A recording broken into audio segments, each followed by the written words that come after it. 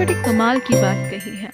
कभी पेड़ कटने का किस्सा ना होता अगर कुल्हाड़ी के पीछे वो लकड़ी का हिस्सा ना होता। हाय गाइस, मैं हूँ निर्लिप्ता राउतराय। लॉकडाउन का टाइम चल रहा है और मैं और आप घर बैठे बैठे काफ़ी बोर हो चुके हैं। तो चलो ना, कुछ बातें करते हैं। रामायण हैशटैग ट्रेंडिंग पर चल रहा है और उसी में से मैं एक छोटी सी कहानी लेकर आप सबके बीच हूँ। ये बात है तब की, जब श्री राम जी के बाण से रावण धराशायी होकर धरती पर गिरा हुआ था। पूरी वानर सेना मौज में थी कि अब हमारी जीत तो निश्चिंत है, हम तो जीत ही चुके हैं। लेकिन तब श्री राम लक्ष्मण से कहते हैं, रावण परम वीर है, परम शक्तिशाली है, परम ज्ञानी है। तुम जाओ और उससे कुछ ज्ञान अर्जन कर कर आओ। ये बात लक्ष्मण को बड़ी अटपटी लगती है। लक्ष्मण कहता है, भैया ये वही रावण है जिसने भाभी का अपहरण किया था। वो बहुत घमंडी शासक है। भले ऐसे व्यक्ति से मैं क्या ज्ञान अर्जन कर सकता हूँ। श्री राम कहते हैं, ये मेरा आदेश है, तुम्हें इसका पालन करना पड़ेगा। बिना मन के लक्ष्मण चुपचाप वहां से सीधे रावण के पास जाता है। रावण से जाकर कहता है, रावण, मेरे भाई ने मुझे यहाँ पर भेजा है। मुझसे कहा है तुमसे कुछ ज्ञान की बातें सीखने के लिए। तुम कुछ ज्ञान की बातें मुझे बता दो। रावण देखता है, लेकिन उसे लक्ष्मण की बात जरा सी भी पसंद नहीं आती। उनकी बातों में जो तुनक होती है, उसे वो देखकर सर फिरा लेता है। ये देखकर लक्ष्मण को और भी गुस्सा आता है। वो वापस श्री राम के पास जाते हैं और कहते हैं, भैया मैंने आपसे कहा था, ये घमंडी शासक है, उसने मेरी एक नहीं सुनी। श्री राम पूछते हैं, लक्ष्मण तुम कहाँ खड़े थे? उन्होंने कहा, मैं बिल्कुल शीश के पास जाकर खड़ा था। आखिरी वक्त चल रहा है, क्या पता वो कुछ बोले और मुझे सुनाई ना दे। छोटे भाई के ये मजाक श्री राम को बिल्कुल अच्छी नहीं लगती। फिर भी वो मुस्कुराते हैं और सीधे रावण के पास जाते हैं। जाकर उनके चरणों में बैठकर कहते हैं, हे लंकापति, हे शूरवीर, हे परम ज्ञानी, आपके पास बहुत ज्ञान है, लेकिन उस ज्ञान में से कुछ हमें बांट कर जाइए, कुछ इस संसार को संदेश देकर जाइए। ये बातें सुनकर रावण मुस्कुराता है और कहता है, श्री राम, मुझे आपकी दो बातें बड़ी अच्छी लगी।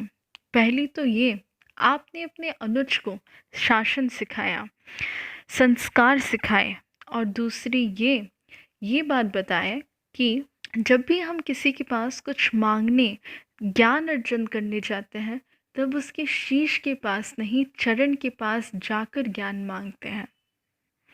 आगे रावण कहते हैं, तुम्हारी मेरी बीच सिर्फ एक ही बात का अंतर है, जिसकी वजह से आज तुम विजेता हो और आज मैं हार गया।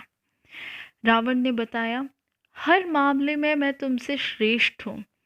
बुद्धि में मैं तुमसे श्रेष्ठ हूँ, बल में मैं तुमसे श्रेष्ठ हूँ, यहाँ तक कि तुम्हारे पास सिर्फ सोने का महल है और मेरे पास सोने की नगरी लंका है।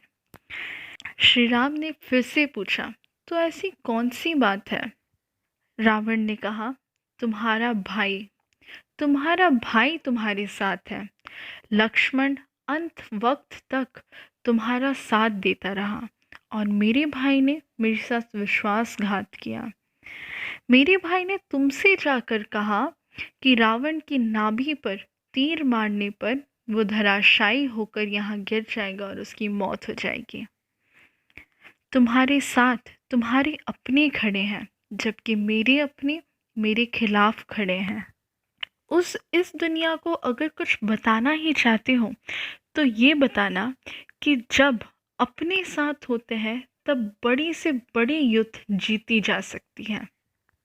ये छोटी सी कहानी हमें बहुत कुछ सिखा देती है, हमें एक बहुत बड़ा संदेशा देती है। अपने अगर साथ दे तो बड़ी से बड़ा युद्ध भी मुश्किल नहीं है। जी हाँ दोस्तों, ना केवल भारत बल्कि पूरा विश्व एक बहुत बड़ा युद्ध लड़ रहा है कोरोना वायरस के खिलाफ। लेकिन इस युद्ध में हम अगर जीतना चाहें तो हम ज़रूर जीत सकते हैं। ये मुश्किल हो सकता है पर नामुमकिन नहीं। आज तक हम जितनी भागम भाग जो भी करते थे सिर्फ अपनों के लिए ही करते थे, और अगर आज अपनों के लिए हमें घर बैठना पड़े, अपनों की सुरक्षा के लिए, तो हमें इसमें कोई दुखी होने की बात नहीं है। और तो और, आज प्रत्येक नागरिक एक सेनानी है। प्रत्येक नागरिक एक युद्ध लड़ रहा है कोरोना वायरस के खिलाफ। हम इस युद्ध को जीतेंगे, ज़रूर जीतेंगे, लेकिन बस ज़रूरत है तो अपनों के साथ की। वक्त के साथ एक मज़ेदार चीज़ होती है, चाहे वो अच्छा वक्त हो या बुरा वक्त हो, दोनों ही कट जाता है। ये वक्त भी कट जाएगा। बस ज़रूरत है हम सबको मिलकर कोरोना वायरस के खिलाफ लड़ने की।